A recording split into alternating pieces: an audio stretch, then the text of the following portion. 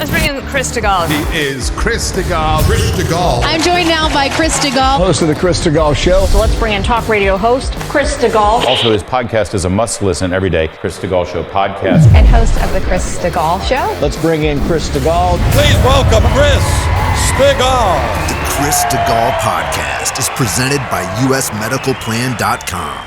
Save big money monthly and get better health coverage at usmedicalplan.com. Hey there, thanks a lot for downloading the Chris Stigall Show podcast. I know there are many, many podcasts you could choose from, so that you choose us is not a small thing. Thank you. Thanks for the 5-star reviews. Thanks, as always, for your written reviews at Spotify and Apple Podcasts. And I want to tell you about my friend in Cincinnati named John Ruhlman. Now, he runs a company called U.S. Medical Plan. And John has been a sponsor of mine and a friend of mine for a long while. And he has gotten calls from this audience, including calls from my own family, calls from colleagues and friends of mine who have shopped with him their current health insurance plan. And he has saved friends and family thousands of dollars, literally. Let me give you for example. I have a friend who bought private health insurance for his family. His daughter had some special health needs that cost him quite a bit of money a month to get premiums covered for all of them. John found him identical coverage and saved him $2,000 a month. That's jaw-dropping money. My parents called John for a supplemental health insurance plan for their Medicare. John saved them $400 a month. Now, every nickel is precious, particularly when you're sitting on an income that you've got to count on for the rest of your days and you're counting your change. $400 is a lot of money. All right, so that's what John can do for you. Or maybe if you have no health insurance at all and you think it's too expensive, I can't afford it right now. He has over 100 different private health insurance companies all over the country that he shops and compares so that he gets you the best rates and never cheats you on coverage, by the way. It doesn't mean it's some scant coverage. Great rates, great coverage. Let John and his team at usmedicalplan.com go to work for you today. You can also call 877-410-4321. 877-410-4321, usmedicalplan.com. This is, for me, in my entire career, I don't think I could fill a hand with the number of people that are as significant to me personally as my next guest. And I am so grateful that he was able to make time. He is one of the most legendary names in comedy, in my estimation. David Zucker, who is the man behind such unbelievable comedies as Airplane, the Naked Gun series, and we could go on, but I don't want to waste time with the lead up. David, I welcome you to the show, sir. Well, it's nice to be here. I had 10 other better people that I could have been with, but I chose you. Listen, I know that's true, and that's why I'm equally glad and sucking up as shamelessly as I am. And I'm going to have to resist the temptation to suck up, but if I may for just a minute, may I tell you, my entire formative years growing up, you're the guy that set the bar for comedy for me. You're the guy that taught me what comedy even was. I can't tell you what an impact that had in my life. I'm very proud of that, even though I don't know how you turned out. I mean, you could be a serial killer when you're not on camera, but I'm proud that I had some influence. You have been behind you've been behind a ton of movies since, and I don't want to date us, either one of us, but it was through my middle school and my high school years that I think your biggest films came to theaters. And so I don't know if that's the question I wanted to start with. Do you find that people of certain ages have a fondness for your films that others didn't or don't or have grown to appreciate later? Well, people of a certain age have seen the movies in the first place. I mean, I was somewhere the other day when I mentioned Airplane, they kind of drew a blank. Kentucky Fried Movie drew a blank. Naked Gun. But then when I got to Scary Movie 3 and 4, then they said, "Oh, I love those." So it is somewhat age related. But and then there was another younger person with them who said, "You got to see Airplane. If you haven't seen it, you got because I think all ages do appreciate the movies when they eventually get to see them." I was watching an interview that you were doing with your brother some time ago, and I was interested to note that Jerry said you had no real kind of TV or film goal you were shooting for. There wasn't anything else you'd watched and said, "Oh, we want to do that." This was truly something that you guys organically created on your own. Is that about right? That is about right. We wrote in our book, which is called "Surely You Can't Be Serious," and you can get it anywhere. But we said when we first started out, we thought, well, we were going to be a performing group, and we didn't. When you grow up in Milwaukee, you don't think, oh, we're going to go out to Hollywood and become directors.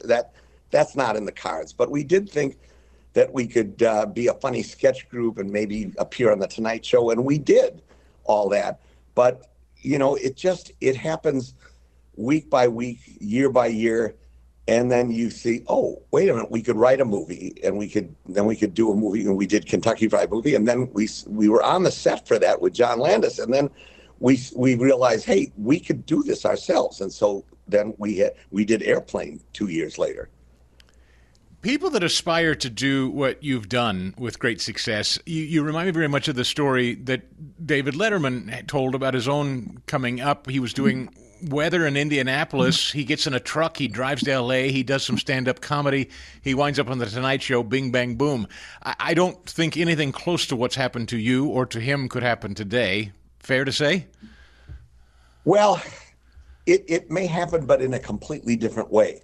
So if you get something amazing, put it on YouTube, it goes viral, or any social media, it's a completely different. We started a theater on Pico Boulevard in LA, and we started that way. But I don't know if people do that anymore, or if there's a shorter route to it. So yeah, maybe you can get something on and have it go viral and get attention that way.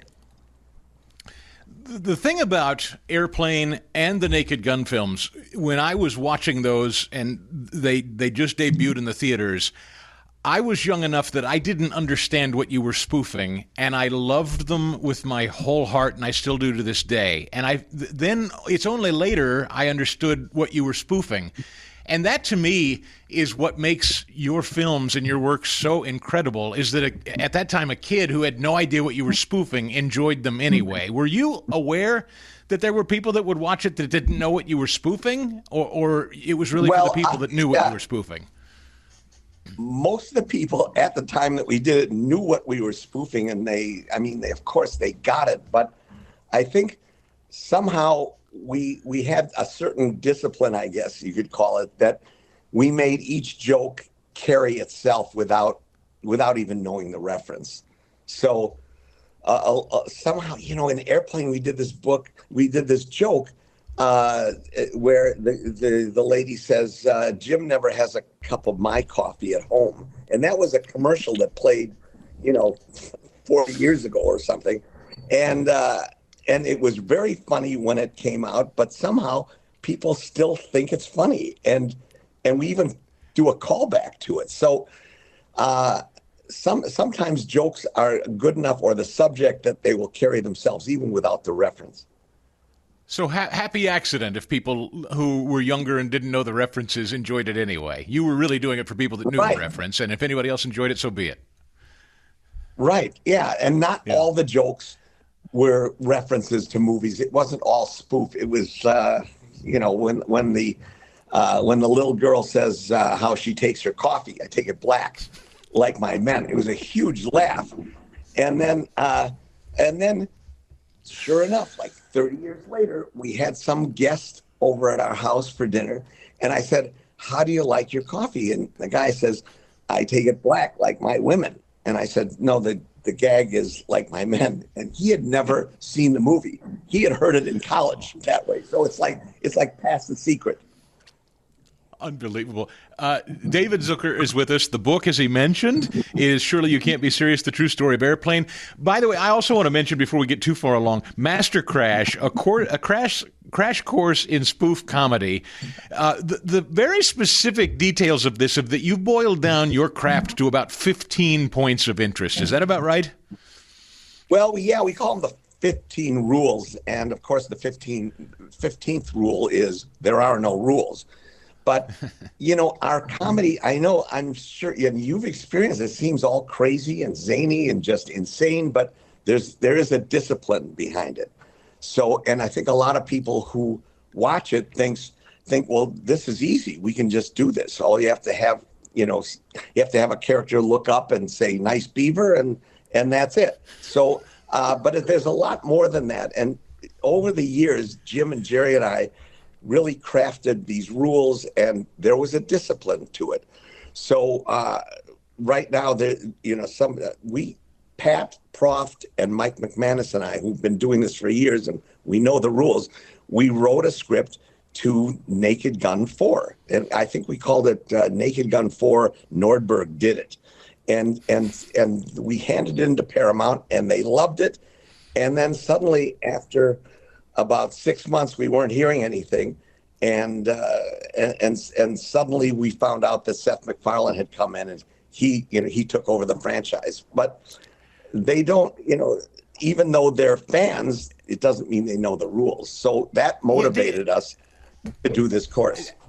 I'm dying to understand this because I don't understand your business this way. How does one come in and just say, well, we're going to make the next Naked Gun film now? I mean, that's yours, isn't it? Or is it the studio's? How does that work? Well, if the studio owns everything. I think I signed away my grandmother at the time when we did the deal. So, but they own everything, and we wrote a great script, and it wasn't even about a old cop in an LA, police station. We wanted to spoof Mission Impossible, Bourne, and James Bond. So, and it was going to be the son of Frank Drebin, but not an old guy, but a young guy, like a 30-year-old actor, and it would be a comic, and that was going to renew the franchise. But I think that the people who are doing the new Naked Gun are such fans that they're going to copy what we did, and so they've cast another older actor in it and doing it in an LA cop station. So they came to me later and said, they gave me the script and they asked me if I would put my name on it because they wanted to have my blessing as executive producer, but I couldn't do it because it's just, it's not my style. Back again for Balance of Nature, and in the Maha movement, one thing we all care about is what's in the container, the ingredients. You flip that thing over, and if you can't pronounce it and you don't recognize it, you put it back. I've seen my kids doing this now. They're very health conscious that way. I like that. And the next generation seems to be more so, and that's why I tell them Balance of Nature, and you can feel good about it too. Balance of Nature is just that. It's nothing more than natural fruit and vegetable, plucked right from the soil. No binders, no additives, no fillers. Harvested ingredients that are freeze-dried into a fine powder, and then they use an advanced vacuum cold process to better preserve the nutritional value in that powder. You can know with confidence that you're talking about 31 ingredients that are strictly fruits and vegetables. Every single day, that's what you get in your Balance of Nature. Imagine a platter with 31 different fruits and vegetables on it. Join me. Take some Balance of Nature and get healthy. Use that discount code CHRIS.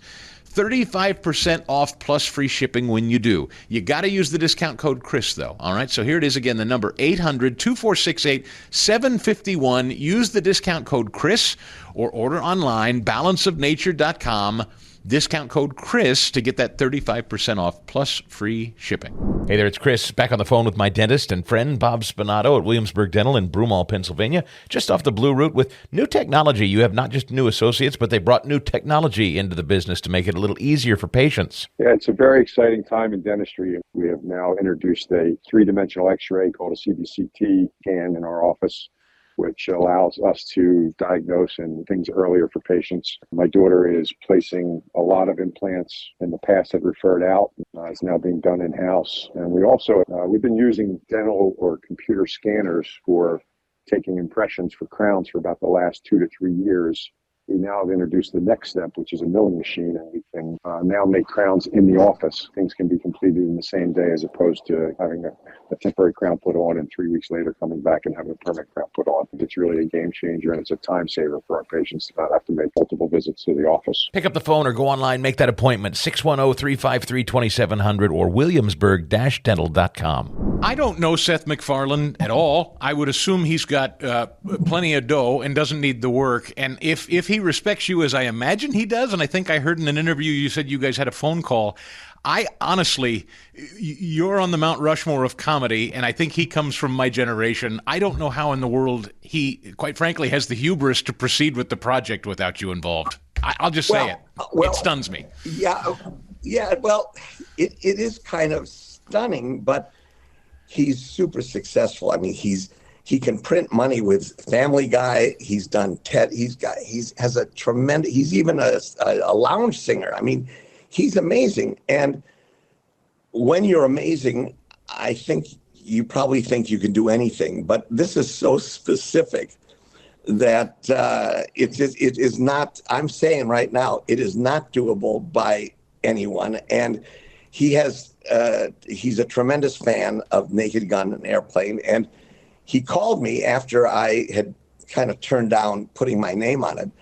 And he spent like 10 minutes telling me how much he was a fan of Naked Gun, Airplane, Top Secret, Basketball, all this stuff. And, it's hard to get mad at anyone who will keep telling me how great I am. So, he was very nice, but it doesn't mean that he knows what he's doing for this Naked Gun. And I hope, anyways, I'm not going to say anything more about it. All right. Well, I don't know. It just feels wrong. It just feels I don't know. It's heresy to me. But okay, we'll move off of it. And let me ask you this: what was your? It seemed that you guys had a love for pop culture and pop culture figures, and from Joyce Brothers to Barbara Billingsley to athletes, and of course some of the famous actors. Was that critical to the comedy in your mind? Were you guys aware and thought pop culture would be kind of extra punch for the laugh when you'd cast your movies? Well, when we started in the business, all the sketch groups were doing political stuff, Nixon jokes. And we just thought that was such easy stuff we wanted to do.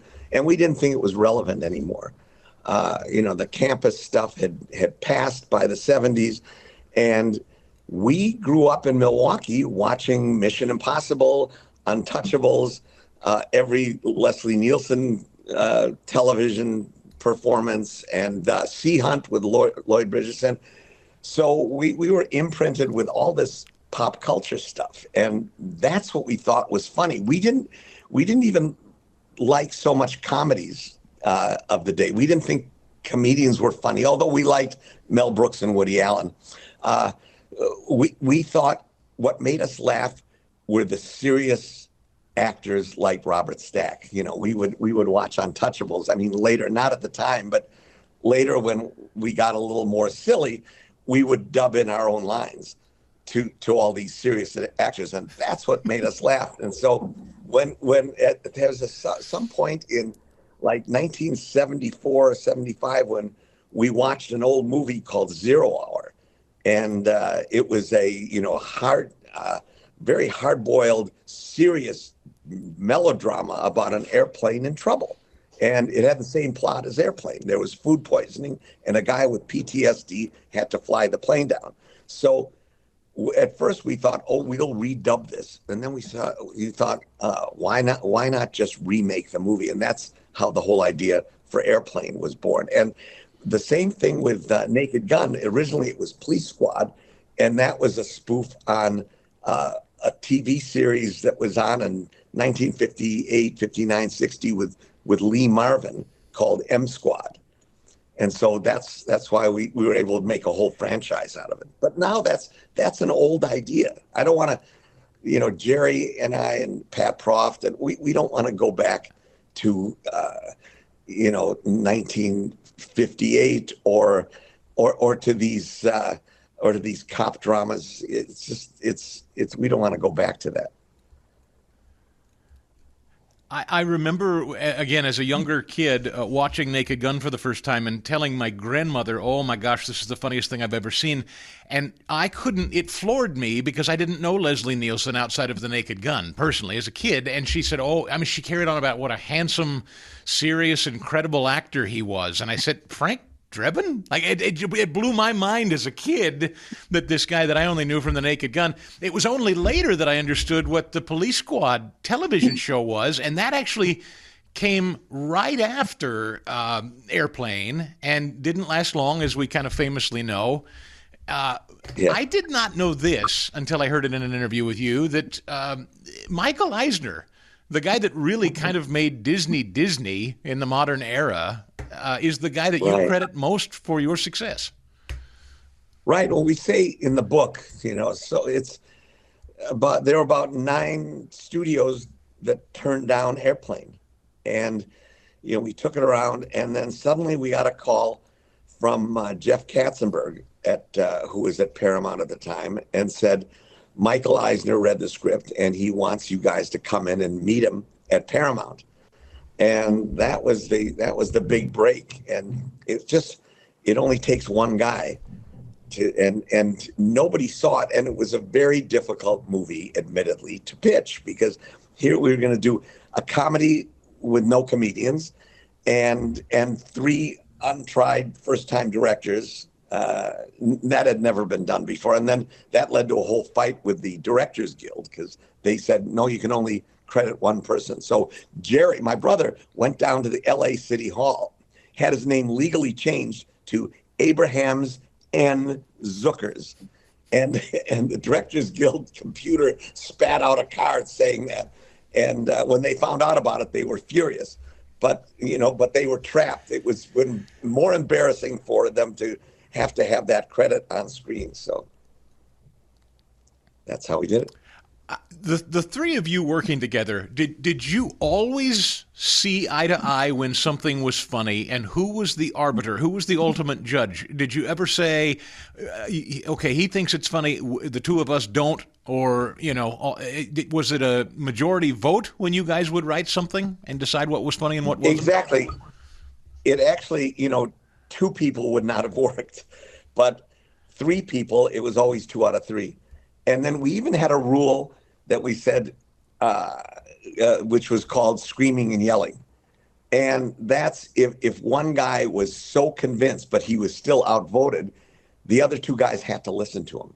So, I mean, we worked out a good set of rules over the whole, 40 years that we made movies. So when you decide, for instance, to cast Barbara Billingsley interpreting Jive, how does that come to fruition? Does someone say, oh, who would be perfect is Barbara Billingsley, June Cleaver? I mean, somebody comes up with that, and the 3 of you say, yes, that's it? And I can't remember who came up with it, but those things, sometimes we go for extremes and opposites. So who's we have these 2 black dudes speaking unintelligible jive, and who's the one who can translate it? The whitest lady on the planet. And that was Barbara Billingsley. And of course, she was another one who we grew up with. And, just as Beaver's mom, I'm still watching Leave It to Beaver episodes because they're available, and I haven't watched all of them. So it's a wonderful show. And all of these people, all of these vintage stars of screen, television, and movie, all of them ultimately had to get what you were doing, which I know I've heard in previous interviews. It was not always an easy sell, and some very serious actors just ultimately couldn't see their way to it. But everyone ultimately that you brought on board understood what was happening, or just took the work and figured it out later? A lot of actors turned it down just because they thought it was a little too extreme. We had a meeting with Jack Webb from Dragnet, and very nice guy, but ultimately he didn't think it was for him. He turned it down. Harriet Nelson from the Adventures of Ozzie and Harriet, we had her, and I think the script was a little too blue for her. Vincent Price turned it down. So Leslie Nielsen was our 4th choice. And so, you know, even when Peter Graves read the script, and I don't know if he was our first choice, but reportedly he threw the script across the room into the trash and said, "This is the worst piece of garbage I've ever read." And much later, you know, when I was directing a lot of movies and casting a lot of actors and actresses, I realized that when these people read a script, they don't read the whole script. They just read their parts. So Peter evidently had only read the part of Captain Over, and that character appeared to be a funny pedophile, and he just didn't think it was funny at all. However, I think his wife got it. She loved it, and his daughter read it, and she loved it. And then our executive producer, Howard Koch, who's an old friend of Peter Graves, had him in to meet us. So, and I think he thought we were a bunch of, you know, drugged out maniacs, but we were, you know, pretty much these preppy kids from Wisconsin. Hey, there's Chris Stigall. You know, this past summer, I went on a cruise with Dr. Sebastian Gorka, Mike Gallagher, my Salem radio colleagues, and I met so many listeners like you who have been on my PhD weight loss program journeys, and I decided for myself it was time to jump in. I wanted to give this Dr. Ashley everybody's been talking about call myself. Dr. Ashley Lucas and her team customize plans for your body to make weight loss simple, and they provide 80% of your food at no additional cost. They treat your whole person, and so I've decided to join so many of you. Join Sebastian Gorka, join Mike Gallagher, and all the weight they've lost, I'd like to do it myself. I've decided to call up my PhD weight loss. I hope you'll join me. Maybe we can start this weight loss journey together. Reach out, get started. Tell them I sent you and said hi. I'd love to hear how you're doing at 864-664-1900. That's 864-664-1900 or myphdweightloss.com. Don't forget to tell them Chris Stigall is going to start losing weight with you. Do you know one of my favorite gags of all time, which is not one anybody would necessarily think is the best, but it's the very opening scene of the very first Naked Gun with Nordberg being shot and falling off the boat. And I thought, I'll never forget why I remember this film being so important to me, and I couldn't even put it to words as a kid, but when he's stumbling around and he leans against wet paint. And I thought, you know, his leg's in a bear trap, he's been shot, but like added insult that he's leaning against wet paint. And I thought that's so special that someone's being, you know, potentially murdered, but still inconvenienced and annoyed that they got their sleeve on wet paint. That's when I knew this was something entirely different than anything I'd seen before. Well, it's one of my favorite gags too, because it just gets to that level of nonsense and absurdity. And you know, Jerry and I were always fans of the Marx Brothers, and they would get to that point of crazy, just insanity. So well, I could talk to you all day. Yeah, I don't mean to keep you all day because I certainly could. Your mother, Charlotte, I also want to mention you. You cast her in quite a bit of this. Was she always an actress, or what was the decision going into casting your mother? Yes, she was always an actress. Acted in high school plays. She went to Brooklyn College, and then did graduate school work at the University of Wisconsin, where she met my dad, as it happened.